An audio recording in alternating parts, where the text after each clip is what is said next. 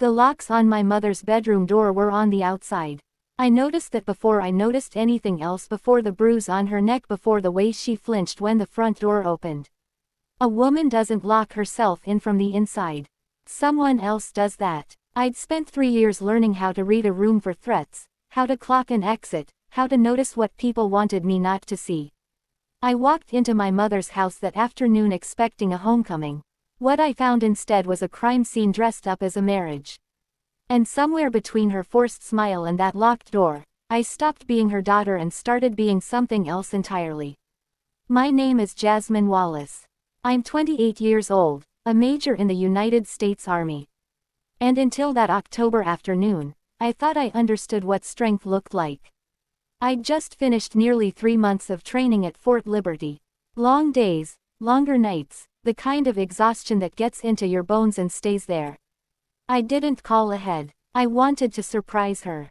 I pictured her face when she opened the door. The way she used to hug me so tight I'd have to remind her to breathe. I drove 4 hours with that image in my head, windows down, radio low, feeling more like myself than I had in months. The house looked the same as it always had.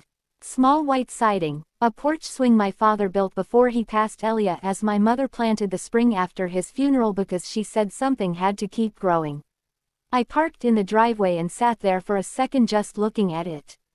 Home. That word still meant something to me back then before I understood how much could rot behind a pretty front door. She opened it before I even knocked. And for one full second, everything was fine. She was laughing, pulling me into a hug, saying my name like it was the best word she knew. I hugged her back, and that's when I felt it. The way she held her left arm a little too stiff, a little too careful. I pulled back to look at her properly, and my training kicked in before my heart could catch up. There was a bruise blooming yellow-green along her collarbone, half hidden under a scarf she wouldn't have worn in October otherwise. Her wrist had the unmistakable shadow of fingers wrapped too hard, too long. Her bottom lip had a thin scab at the corner, covered under a shade of lipstick, 2 tones darker than what she usually wore. I'd seen this exact pattern before, not on my mother, but on women I'd sat across from in briefing rooms overseas, women who'd been taught to explain away what their bodies couldn't hide. I fell, she said before I'd even asked. Silly, I know, tripped on the porch step. I have interviewed enough abuse victims to recognize the rhythm of a rehearsed lie, the way it comes out too fast, too smooth, like a line practiced in a bathroom mirror at 2 in the morning. My mother, who used to burn every excuse she ever tried to make to my father when he asked why dinner was late, had just delivered hers without a single stumble. That told me everything. She'd said this lie before, probably more than once.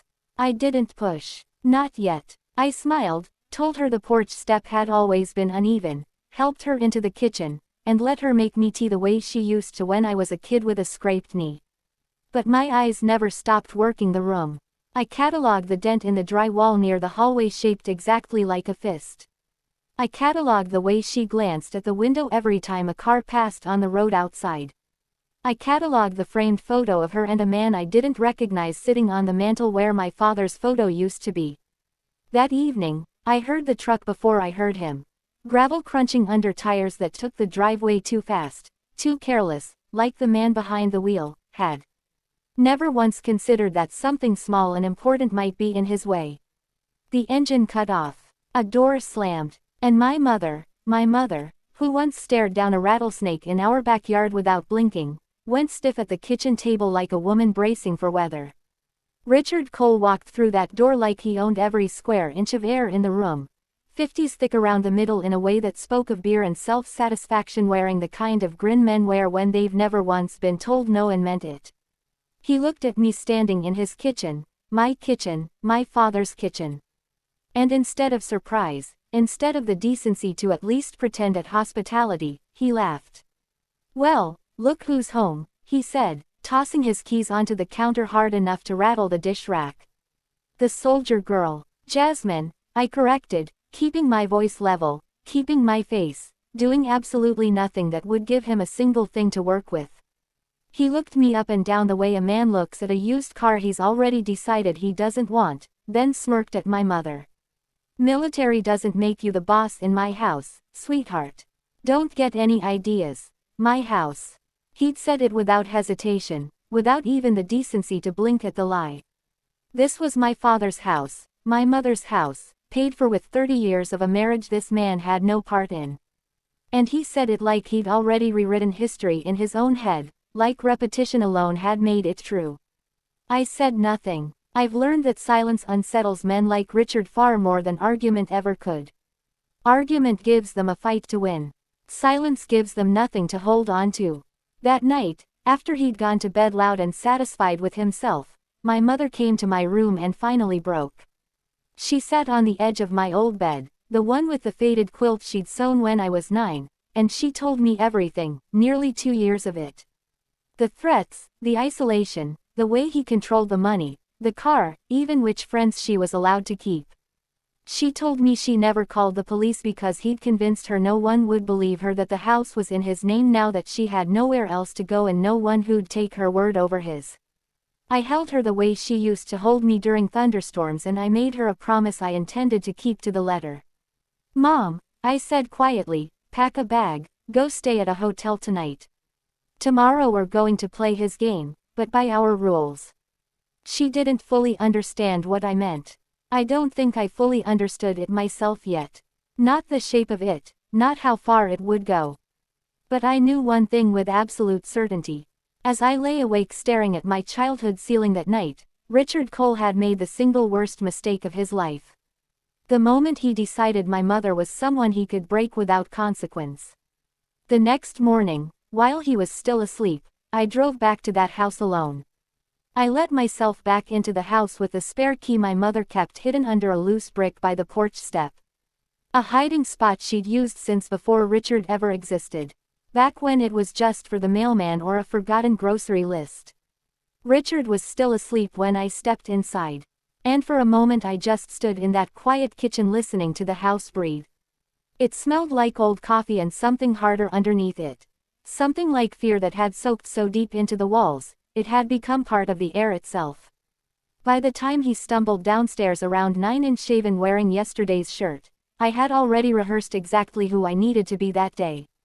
Not the daughter, not the soldier, someone smaller, softer, someone he could underestimate without a second thought. She's not here, I said before he could ask, keeping my voice light, almost apologetic. Went to stay with a friend for a bit. You know how she gets. I watched something calculating pass behind his eyes, then settle into satisfaction. He believed it instantly because it was the story that flattered him.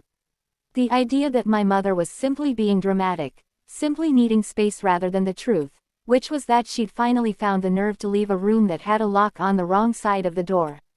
Good, he said, pouring himself coffee like he owned the pot, too. She gets like this sometimes. Overreacts. I forced my face into something apologetic, something that cost me more than I let show. I'm sorry if I made things worse yesterday. I didn't mean to cause tension. My mom's just sensitive. The word did exactly what I needed it to do. Men like Richard love that word. It hands them permission. It lets them believe the problem was never their hands, never their temper, but some inherent fragility in the woman standing across from them. He nodded like I'd confirmed something he'd known all along. And just like that, his guard came down completely. He started talking. Men who believe they've already won tend to talk too much. And Richard was no exception. He told me about his last 2 marriages like they were stories about difficult employees rather than women he'd once promised to protect. He said his first wife was unstable. His second was ungrateful. He said a woman needs to understand her place in a household, that respect flows one direction, that he'd never hit anyone who didn't ask for it. A phrase that landed in my chest like a dropped weight, though I kept my expression carefully unreadable. While he talked, I worked. I'd clipped a small recording device to the inside of my jacket before I ever walked through that door, small enough that even up close it looked like a button. I'd set my phone on the counter, angled just right screen, dark camera doing its quiet work. Every boast, every careless admission, every ugly little philosophy he spelled out for me about how a house should be run, all of it was being captured in real time while he stood there congratulating himself on his own charm.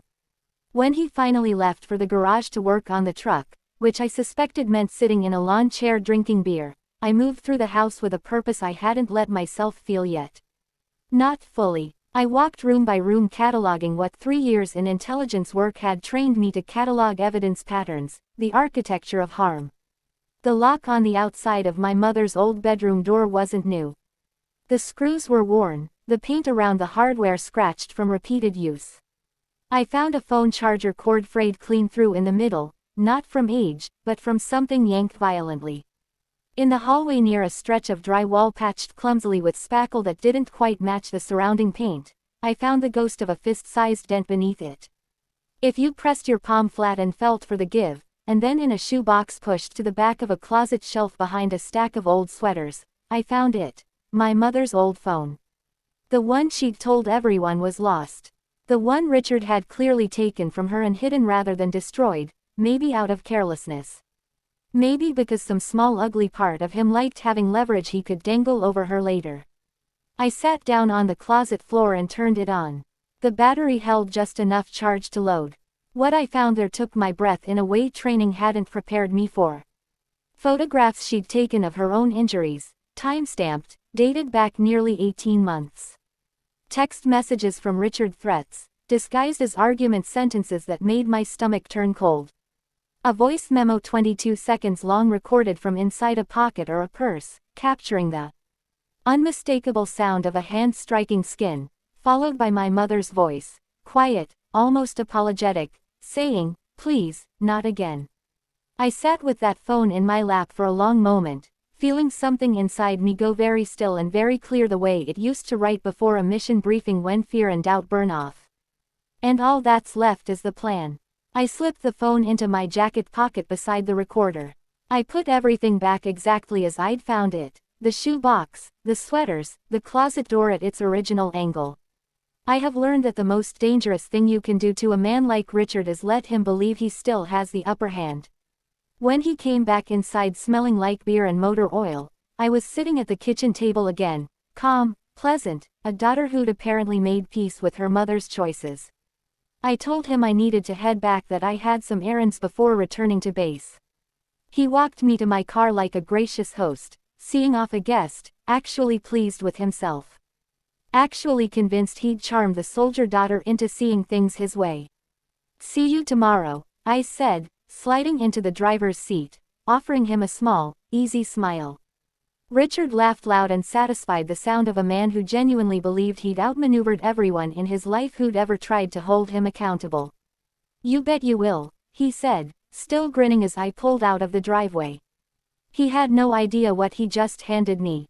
He had no idea that inside my jacket sat a recorder full of his own words, and in my pocket, a phone loaded with 18 months of exactly the kind of truth that ends men like him. I didn't go back to the base that day. I checked my mother into a small extended stay hotel off the highway, the kind with a parking lot half empty on weekdays and a front desk clerk who didn't ask questions. I told her to rest, to eat something, to let herself breathe in a room where no one could lock her in. Then I drove to a quiet coffee shop 2 towns over, opened my laptop, and started building a case the way I'd been trained to build one, methodically, patiently, without a single ounce of emotion bleeding into the process. Emotion was for later. Right now, I needed facts. I want to be clear about something because people always assume otherwise once they hear what I do for a living. I never once considered using my rank, my clearance, or anything connected to the army to go after Richard Cole. Not because I didn't think about it in some dark corner of my mind during a sleepless night, but because I understood something my training had taught me better than most. The law, when used correctly and patiently, is a far sharper weapon than force ever could be. Force fades. A conviction follows a man for the rest of his life. I started with the neighbors. Not as Major Wallace, not even really as Jasmine the soldier, just as a concerned daughter asking quiet questions on a quiet street. An older man 3 houses down, a retired mechanic named Walt, who'd lived on that block longer than my parents, had answered his door in slippers, and looked at me for a long moment before he spoke. "Wondered when someone was finally going to ask," he said. He told me he'd heard things, shouting some nights loud enough to carry across 2 yards. A woman's voice once crying out something he couldn't quite make out, followed by a silence that unsettled him more than the shouting had. He said he'd almost called the police twice, but each time Richard had a story ready the next morning if anyone brought it up, some excuse about the television being too loud or my mother having one too many and getting emotional. Walt admitted with a guilt that sat heavy in his voice that he'd let those excuses be enough for him because it was easier than getting involved. I didn't blame him out loud, though something in me wanted to. I understood better than most how comfortable people can get with looking away when looking away costs them nothing. I pulled public records next.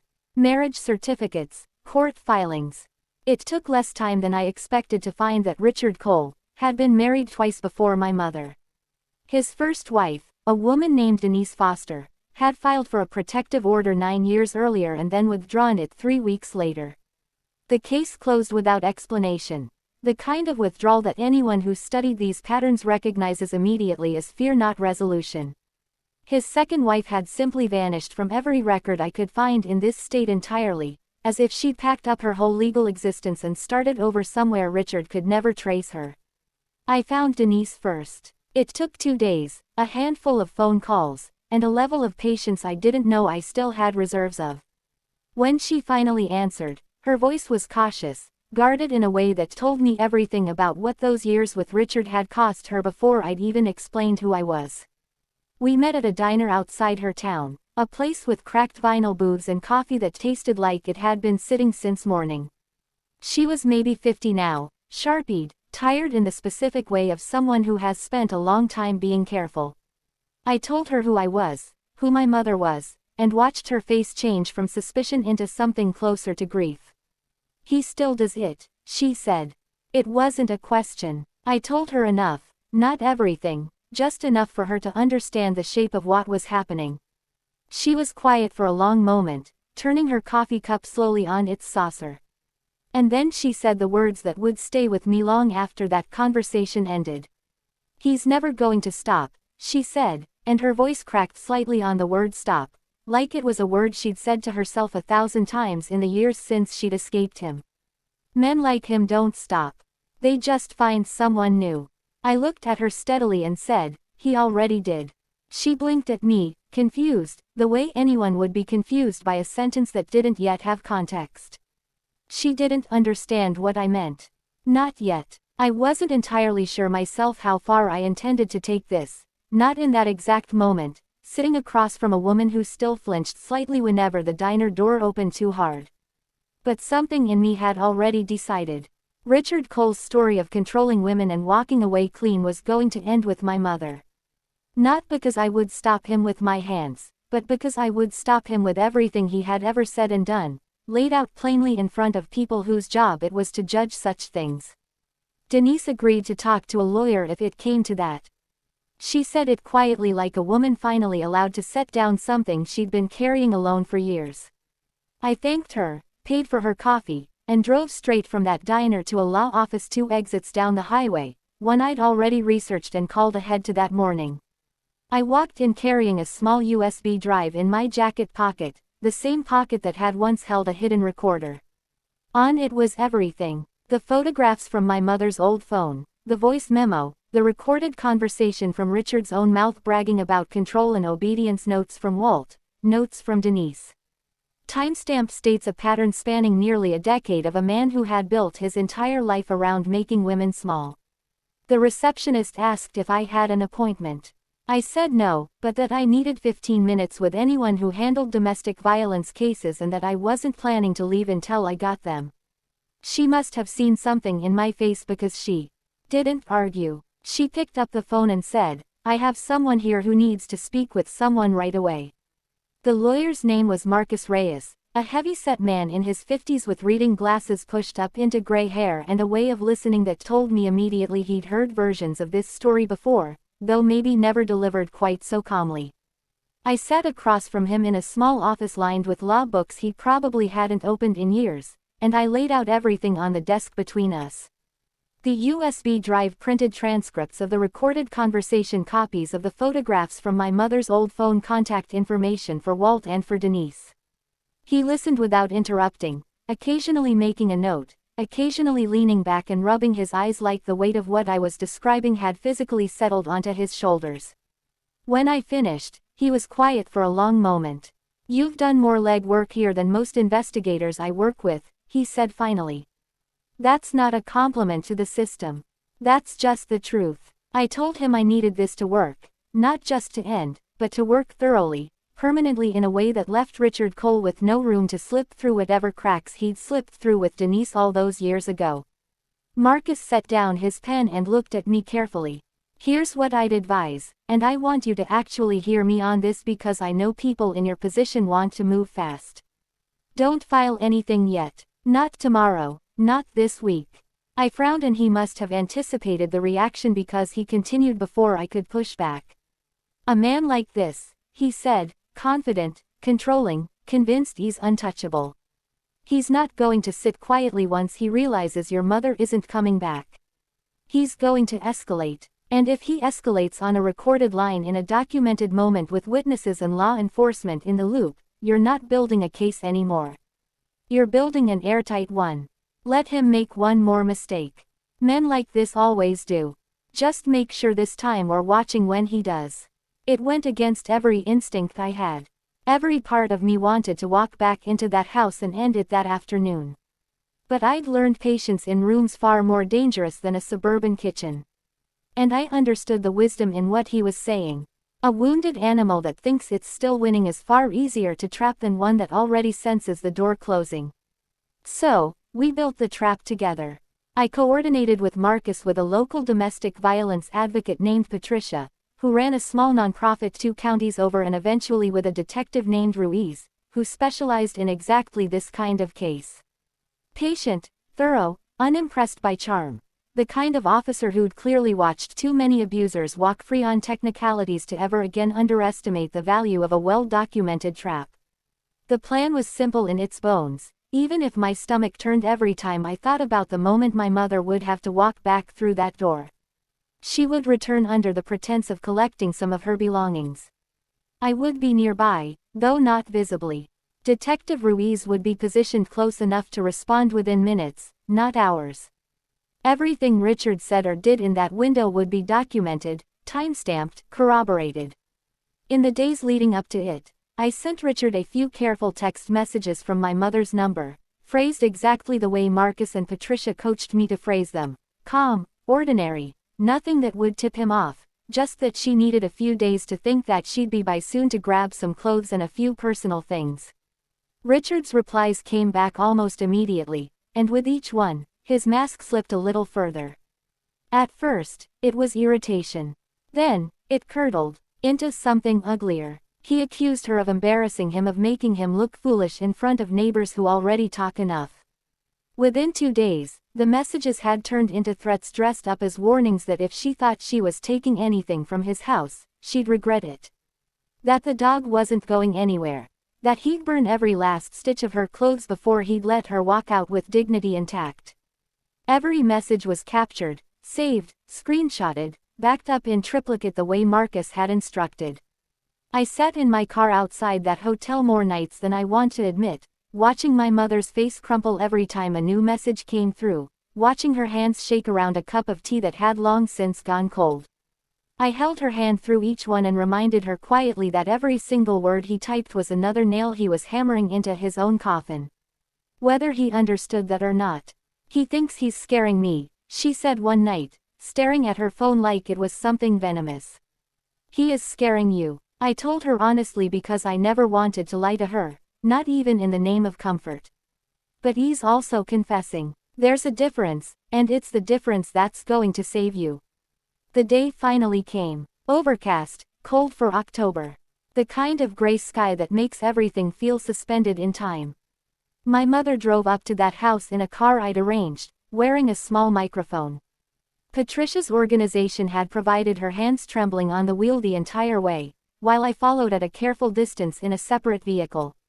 Detective Ruiz positioned 2 streets over ready. Richard came out onto the porch before she'd even fully parked, and I watched through my windshield as his face twisted from confusion into fury in the span of about 4 seconds. Exactly the kind of unguarded, unfiltered reaction we had been waiting for. I watched it unfold from a distance that felt both impossibly close and unbearably far.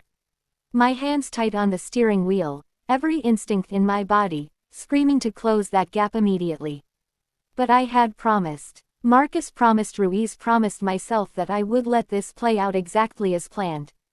Discipline, I reminded myself. The same discipline that had carried me through 3 deployments would carry me through the next 4 minutes, the longest 4 minutes of my life. Richard came down the porch steps fast, his face already twisted into something ugly, something that no longer bothered pretending to be reasonable. My mother had barely gotten the car door open before he was shouting close enough now that I could hear fragments, even through my rolled-up window, words like humiliating me and ungrateful and something crueler I won't repeat. The kind of language that strips a person down syllable by syllable. She held her ground longer than I expected. Longer than I think even she expected. She told him in a voice that shook but didn't break. That she just needed her things. That this didn't have to turn into anything. He didn't want to hear it. Men like Richard never do, not when their audience has stopped playing along with the story they've built about themselves. He shoved her. I saw it happen in real time. Saw my mother stumble back against the car door. Saw her hand fly out to catch herself against the frame. Saw the exact moment something in her face went from frightened to something raw. Something closer to disbelief that this was still happening to her even now, even after everything. I was out of my car before I'd fully decided to move. But I didn't run toward the house. I'd promised I wouldn't intervene physically, that my presence too soon could compromise everything we'd built. So, I stood at the edge of the yard, close enough to be a witness, far enough to let the moment breathe exactly as it needed to. Richard didn't even notice me. He was too far gone in his own fury, grabbing at the bag my mother had been carrying, yanking it out of her hands hard enough that the strap snapped. That was when the patrol car turned onto the street. No sirens, lights flashing low and steady, exactly the entrance Ruiz had planned. Richard turned toward the sound, and for just a moment, I watched confusion cross his face quickly, followed by something closer to panic, though he tried to smooth it into indignation almost immediately. "About time," he said loudly, as if he'd been the one who called them. "She's out here causing a scene, officer, you believe that?" Detective Ruiz stepped out of the car unhurried, unimpressed, the posture of a man who had heard exactly this kind of opening line more times than he could count. He didn't respond to Richard directly. Instead, he looked at my mother. First, asked if she was hurt, asked if she needed medical attention, gave her the dignity of being seen before anything else happened. She shook her head, though her hand was pressed against her shoulder where she'd hit the car door. It was another officer arriving seconds behind Ruiz, who calmly asked Richard to step back from the vehicle. Richard's charm evaporated the moment he realized this wasn't going the way he expected. He raised his voice further, gestured wide, called my mother unstable, called the whole thing a misunderstanding blown out of proportion by an emotional woman. Ruiz simply asked, "Sir, did you push her?" And Richard, arrogant to the very last second, said, "I barely touched her." He would replay that sentence in his head for a long time afterward, I think, because barely touched her was still an admission, still a confirmation delivered freely without a lawyer present, without a single ounce of caution. Exactly the mistake Marcus had said he would eventually make. They put the cuffs on him in his own driveway in full view of Walt across the street, who I noticed standing at the edge of his lawn with his arms crossed, watching with an expression that looked almost like relief. Richard didn't go quietly. He shouted about his rights, about how this was harassment, about how that soldier had orchestrated all of this. The first time he'd acknowledged, even in anger, that he understood exactly who had been standing behind every domino that had just fallen. As they walked him toward the patrol car, he twisted his head to find me in the small gathering of neighbors and officers. And something in his face tried one last time to reassemble itself into confidence. "I'll be home tonight," he said loud enough for everyone to hear, like a man reminding himself of a fact rather than stating one. I didn't raise my voice. I didn't need to. I simply looked at him steady, unbothered, the calm I'd worn like armor since the moment I first saw the bruise on my mother's collarbone. "I doubt it," I said. I watched something flicker behind his eyes. Not fear exactly, Not yet, but the first real crack in the certainty he had built his entire life around. The certainty that women could be controlled, that consequences were things that happened to other men, that he was and always would be the one holding the power in any room he walked into. They drove him away as the gray afternoon settled deeper into evening. My mother stood beside me in the driveway, shaking, but upright, her broken bag strap still clutched in one hand like evidence she refused to let go of. I put my arm around her shoulders, felt her lean into me the way she used to when I was small, and she was the one holding everything together. "It's not over," I told her quietly, because I never wanted to promise her a false ending. "But it's starting to end. There's a difference, and we're on the right side of it now." She nodded against my shoulder, and for the first time in longer than either of us could probably measure, I felt her breathe out something that sounded almost like relief. Richard made bail within 36 hours, which didn't surprise me, and it didn't shake me either. Marcus had warned me from the very first meeting that an arrest was never the finish line, only the moment the real work began. Bail meant paperwork, not freedom in any meaningful sense. Not anymore. He walked out of that county lockup with his chin still held high, hired a defense attorney named Gary Hull, who specialized in exactly this kind of case, and returned to that house like a man who still believed the story could be rewritten in his favor if he simply spoke with enough confidence. I let him believe that for exactly as long as it took me to organize everything we had. Marcus and I met twice that week, laying out every piece of evidence on his conference table, like pieces of a puzzle that had taken months to assemble, but suddenly together formed something undeniable. The USB drive with the recorded conversation from that first afternoon, where Richard had bragged openly about a woman needing to know her place. The voice memo my mother had recorded 18 months earlier, capturing the unmistakable sound of violence followed by her own quiet broken voice. The photographs timestamped and dated, showing a pattern no defense attorney could dismiss as an isolated incident. Walt's statement about the shouting he'd heard for years and the excuses he'd been fed each time. The text messages sent in the days before the arrest, threats about burning her clothes, about the dog delivered in his own words from his own phone requiring no interpretation at all. And then there was Denise. She came forward formally that week, sitting across from Marcus in his office with a composure that had clearly cost her a great deal to build over the years since she'd left Richard. She recounted her own protective order, the one she'd filed 9 years earlier, and then withdrawn under pressure she described in careful, measured detail. Pressure that had come not just from Richard directly, but from his ability to make her doubt whether anyone would believe her, whether the system existed to protect women like her at all. She said she'd carried guilt for years over withdrawing that filing, wondering if her silence had paved the road that led directly to my mother's kitchen. Greater than snorts, greater than when I told her it hadn't, that this had nothing to do with her and everything to do with Richard's own choices. She cried in a way that told me she hadn't quite believed anyone would ever say those words to her. 2 weeks later, we found the second wife. Her name was Loretta, and she had indeed built a new life. 2 states over, remarried, changed her last name, worked hard to leave every trace of Richard Cole behind her. When Marcus's investigator finally located her and explained the situation, she was quiet on the phone for a long time.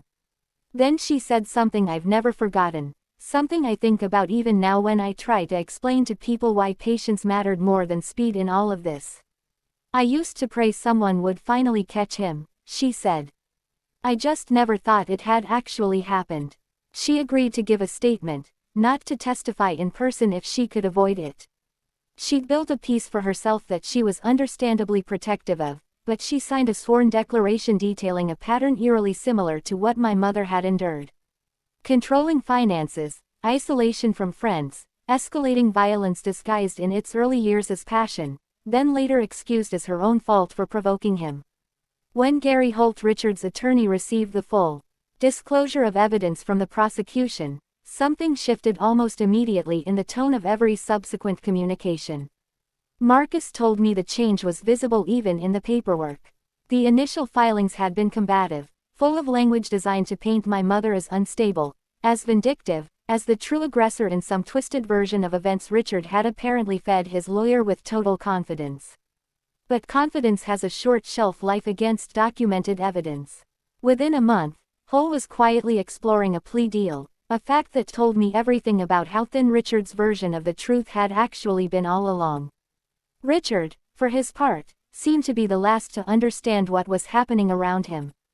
I saw him once during that period at a pre-trial hearing I attended alongside my mother for support. He looked thinner than I remembered, his usual swagger replaced by something brittle, something performing confidence rather than possessing it. He caught my eye across the courtroom and tried one more time to summon that old smirk, that easy dismissiveness that had once made him seem untouchable in his own kitchen. It didn't land the same way anymore. I watched it falter on his face the moment he clocked who else was sitting in that courtroom gallery. Denise too rose back, arms crossed, watching him with an expression that held no fear left in it at all. He hadn't expected her. I don't think until that exact moment he fully understood how far this had spread beyond just one bad afternoon in a driveway. My mother sat beside me, her hand tucked into mine, and I felt her grip tighten as she watched him realize in real time that every lie he had ever told to keep a woman small and afraid was finally being placed side by side in daylight for people whose job it was to judge such things without flinching. "He looks scared," she whispered to me. "Good," I said quietly. "He should." For the first time since I'd walked through that front door and seen the bruise on her collarbone, I watched my mother's shoulders settle just slightly. Just enough like a weight she'd been carrying without realizing how heavy it had grown was finally piece by piece beginning to lift. The trial began on a Tuesday in early spring, the kind of clear, cold morning that makes everything feel sharper than it usually does. My mother wore a navy dress she'd bought specifically for this, her hands steady around a cup of coffee she didn't drink, and I sat beside her in the second row of a courtroom that smelled like old wood polish and nerves. I had requested leave for this, and my command had granted it without a single question, which told me something about how seriously people in my world take exactly this kind of fight, even when it happens far from any battlefield they'd recognize. Richard sat at the defense table in a gray suit that fit him a little loosely, now his hair combed carefully, his expression arranged into something he clearly hoped read as wounded confusion, rather than what it actually was. Gary Hull had built their entire defense around a narrative I'd expected from the first conversation Marcus and I ever had, that my mother was unstable, prone to exaggeration, and that I, her daughter, a decorated military officer, had used my training and my influence to manufacture and manipulate an investigation against an innocent man. It was in its own way almost impressive how confidently he said it. Almost. The prosecution called witnesses methodically over the following days. Walt testified about years of shouting he'd heard from his porch, his voice steady, even under Holt's attempts to paint him as an elderly man with failing hearing and an overactive imagination. Denise took the stand and described in careful, unflinching detail the protective order she'd once filed, and the pressure that led her to withdraw it, pressure that mirrored almost exactly what my mother had described enduring years later. Loretta's sworn statement was read into the record, her absence from the physical courtroom no less powerful for the fact that her words in her own careful language described a pattern spanning decades rather than an isolated incident. Then it was my turn. I remember walking up to that witness stand with a strange settled calm, the same kind of calm I used to feel right before stepping off a transport plane into unfamiliar terrain. I wasn't there to perform grief. I wasn't there to cry, though I could have easily if I'd let myself. I was there to lay out facts the way I'd been trained to lay them out, clearly without embellishment, without giving Hull anything he could twist into emotional manipulation. I described the day I came home and saw the bruise on my mother's collarbone. I described the locked door, the dent in the drywall, the frayed phone charger, the shoebox in the closet. I described finding the old phone, the photographs, the voice memo I still to this day cannot listen to without my jaw tightening involuntarily. Hull tried during cross-examination to suggest that my military background had given me an unfair advantage, an implication that I had somehow used government resources or training in some improper way to build this case. I answered him plainly. I told him I hadn't used a single military resource, a single government database, a single ounce of official authority in any of it. I told him I had used exactly what any determined daughter could have used. Patience, public records, honest conversations with neighbors, and a lawyer willing to help me build something the law could actually stand behind. I told him the only thing my training had given me was the discipline not to act rashly, not to let anger short-circuit a case that needed to be airtight to actually work. So, you admit, hole-pressed, that you deliberately gathered evidence against my client before ever contacting law enforcement. I gathered evidence, I said, because women who go to the police with nothing but bruises and no proof get sent home more often than people realize. I wasn't going to let that happen to my mother. The courtroom was quiet after that in a way that told me the point had landed exactly where I'd intended it to. But it was the last piece of evidence, the one Marcus had saved deliberately for the very end of my testimony, that changed the entire temperature of the room. The prosecution played the recording from that first afternoon, the one captured on the small device clipped inside my jacket, the one where Richard had bragged so freely about control, about obedience, about women knowing their place. His own voice filled that courtroom, confident, careless, completely unaware at the time that he was handing over the very rope that would eventually be used to bind his own case shut. I watched his face while it played. I watched the color drain from it in slow degrees, watched Holt's hand come up to rub his temple in the specific way of a lawyer who has just heard his own case take on water it can't recover from. Richard stared down at the defense table, unable to meet anyone's eyes, unable to summon a single ounce of the swagger that had once filled every room he walked into. Holt requested a brief recess immediately after, his voice noticeably tighter than it had been that morning. The judge granted it. My mother's hand found mine under the table the moment the courtroom began to shuffle and murmur. And I felt her fingers trembling, though this time I understood without needing to ask that it wasn't fear anymore. It was something closer to disbelief. The specific disbelief of a woman watching the man who had spent years convincing her no one would ever believe her. Finally sitting in a room full of people who believed every word. "He can't talk his way out of this one," she whispered. "No," I said quietly, watching Richard's back as two deputies escorted him out for the recess, his shoulders no longer carrying that arrogant tilt he'd worn like a second skin for as long as I'd known him. "He really can't." The verdict came 4 days later, though it felt like something that had already been decided the moment his own recorded voice filled that courtroom. The jury deliberated for just under 6 hours. When they filed back in, I watched my mother's hand grip the edge of the bench so tightly her knuckles went pale, and I reached over and covered it with my own, studying her the way I'd studied plenty of soldiers in moments far less personal than this one. Guilty on domestic violence charges.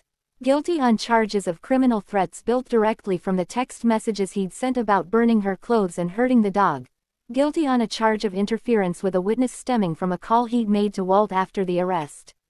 A call Walt had wisely recorded in which Richard suggested it might be better for everyone if certain testimony didn't happen. That call alone, Marcus told me later, had likely closed off any last hope Holt held of negotiating leniency. Richard didn't react the way I expected. I'd braced myself for outburst for the same wounded fury I'd watched flare up in his own driveway. Instead, he simply sat very still, staring straight ahead at nothing, like a man finally hearing in a language he could no longer argue with that the version of himself he'd spent decades constructing had just been dismantled in front of everyone he'd ever tried to control.